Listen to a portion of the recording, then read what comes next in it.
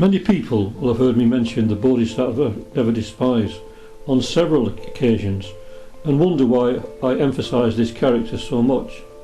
The reason is that reading of him in the Lotus Sutra has had such a profound effect on my life and outlook. He is a sort of catalyst for all the teachings and ideas I derived from my studies of Theosophy and other spiritual traditions throughout my life.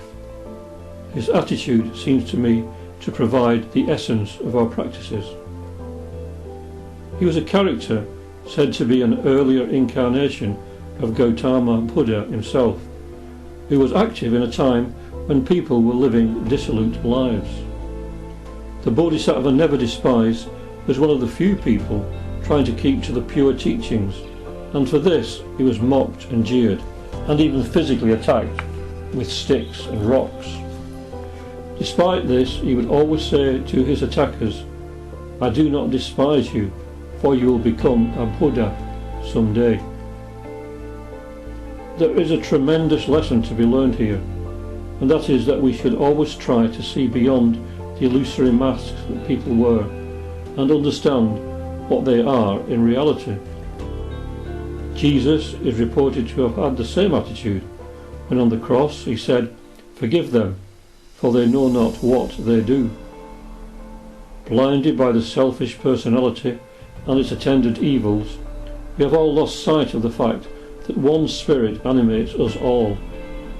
The great dire heresy of separateness weaves its own web of illusions and creates all the divisiveness throughout the world, manifesting in fear, mistrust, hatred, doubt, from which spring misunderstandings and a desire to protect one's own space on a personal, national and global level.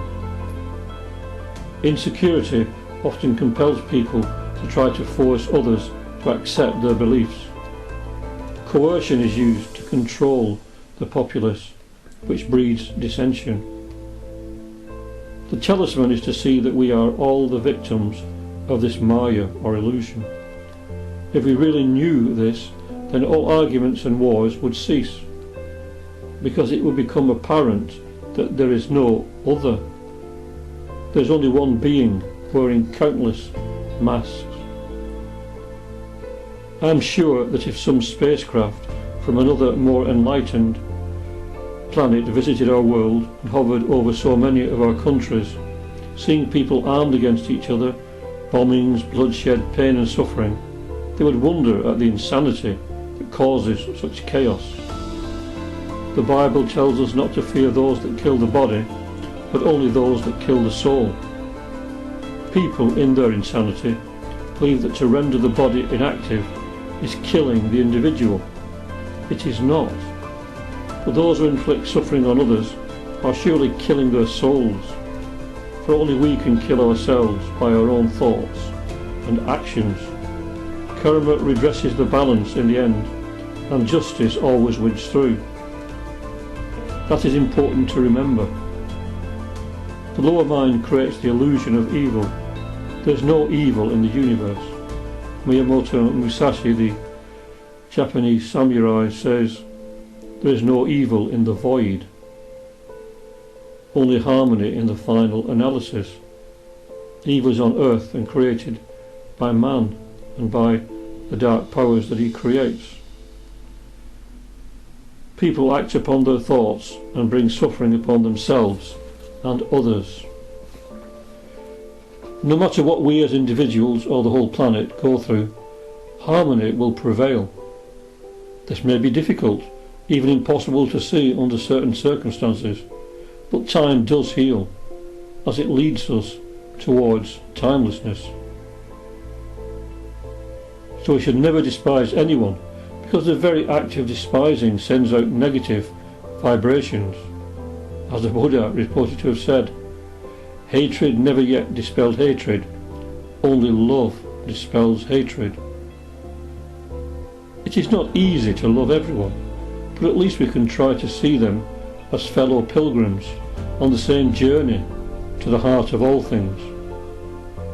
Therefore, we are not here to criticise someone's lifestyle, even though it may be repugnant to us, for they may be learning important lessons to gain understanding of a certain way of thinking. We are here to help others to awaken to their divinity.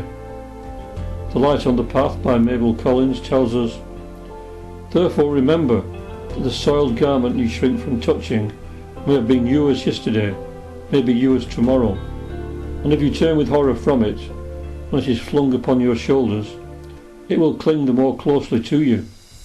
The self-righteous man makes for himself a bed of mire. Abstain because it is right to abstain, not that yourself shall be kept clean." We are all struggling along to the same place, if it can be called a place, and it would be the height of selfishness to regard ourselves as superior to others in any way whatsoever. Our lives may seem easy because we have never really been tested. Who is to say that if we were to suffer the hardships that many do, we would not be able to cope as well as they do? And maybe those trials are ahead of us. Therefore, judge not, lest ye be judged, and take heart, for the race of man is divine, as Pythagoras says in his golden verses, and I mentioned many times. H.P. Blavatsky told us that no true theosophist will ever despair of humanity. We may be tempted to when we see what is going on in the world around us. Yet who will carry the light through the darkness if not us? Who will believe in love when hatred seems to rule? We cannot let that light go out completely. If there are not those who believe in the power of good when the age of darkness is upon us, then indeed we are lost. It is said that a guardian wall protects humanity from even worse evils, and even if we just place one brick in that wall, we have done much. We are always needed as part of that wall of protection. We can always illuminate the way for someone lost in the fog of material thought and emotions. Then the light will grow stronger in us until one day it becomes a beacon light for all, the light that never shone on land or sea. The task is greater and more essential than ever before, though we may feel that it is hopeless. It is never hopeless. We must believe that with all our hearts and souls, and remember, if we will, the Bodhisattva never despise. And as the Masters tell us, and I have said many times in this article, we can at least try.